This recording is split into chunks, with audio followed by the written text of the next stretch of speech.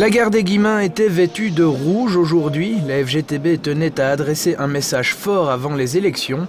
Le monde politique doit passer outre les conflits communautaires. La priorité doit être l'actualité socio-économique. Quand on a son loyer, quand on a son électricité, son gaz et tout à payer, du moins il ne reste plus grand-chose.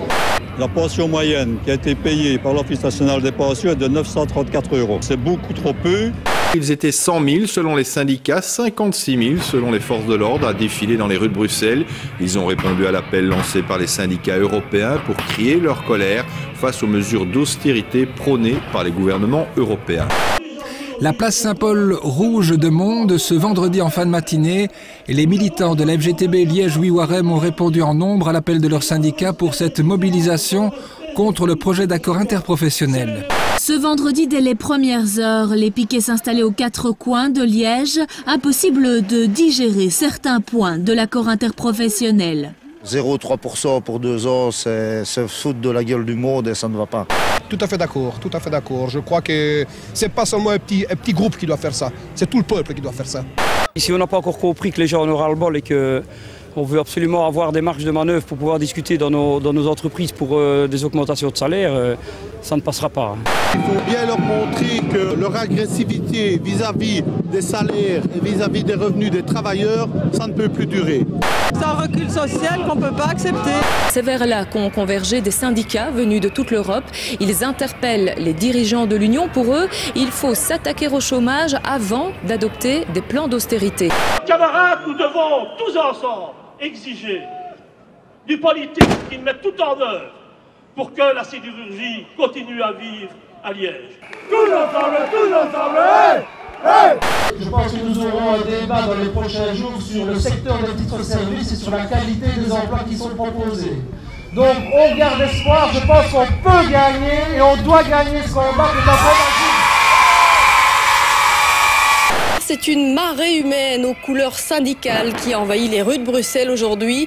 Grand succès de foule pour cette manifestation contre l'austérité, puisque l'on dénombre entre 60 et 80 000 manifestants. Je trouve ça scandaleux d'attaquer les chômeurs, ils n'ont déjà pas grand-chose. Si on veut prendre de l'argent quelque part, qu'on prenne chez les gens qui ont plus d'argent. Touche à la pension, pas touche à l'index. Sous l'intitulé « Cockerill est à nous », cette manifestation de soutien aux travailleurs d'ArcelorMittal a réuni des représentants des différents secteurs. Ils sont plus de 40 000 selon les syndicats. L'unité dans le combat, l'Europe de la solidarité pour défendre l'emploi, c'est quelque chose de primordial. Mesdames, Messieurs, bonsoir. La Belgique n'avait plus connu cela depuis 18 ans. La dernière grève générale menée en front commun syndical remontait en effet à l'année 1993. Ceux qui travaillent aujourd'hui doivent se dire que demain, ils peuvent être ceux qui ne travaillent pas. Et que l'enjeu est évidemment de dire qu'on veut une autre société, plus collective, plus solidaire, une plus juste redistribution des richesses qui ne peut être rencontrée que par une globalisation des revenus et un impôt progressif. C'est par cette manière-là qu'on pourra garantir des services publics, une protection sociale et pas conduire des gens vers le seuil de pauvreté. Le vieux bus est au diapason des discours et pas seulement par la couleur.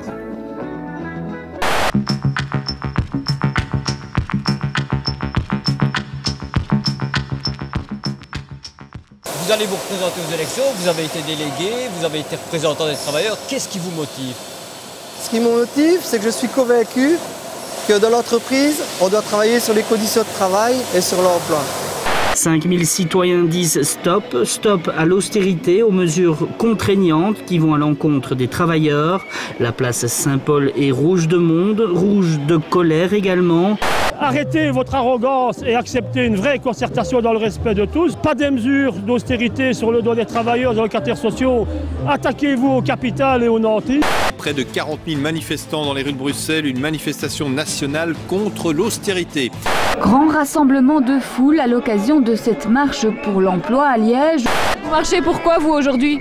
Pour l'emploi, pour les droits sociaux, pour mon avenir, pour celui de mes enfants, pour celui du pays, pour celui de l'Europe. Il faut que ça change, ça ne peut pas continuer, voilà. C'est scandaleux ce qu'ils sont en train de faire, c'est de nous pomper. Même aujourd'hui, quand les entreprises fonctionnent bien, eh ben, ils arrivent encore à partir à l'étranger et dire que ça va mal, parce qu'ils veulent toujours plus.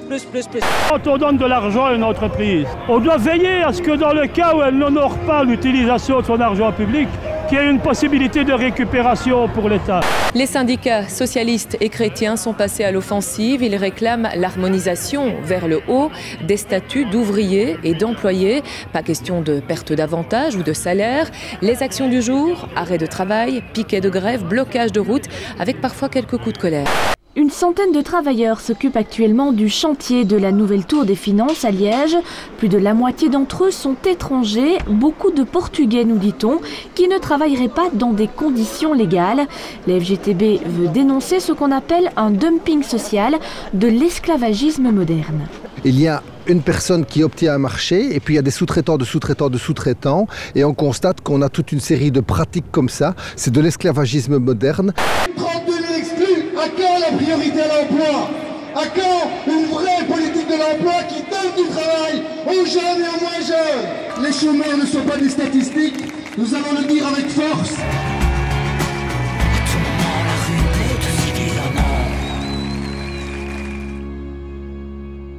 ¡Ataques a muertos!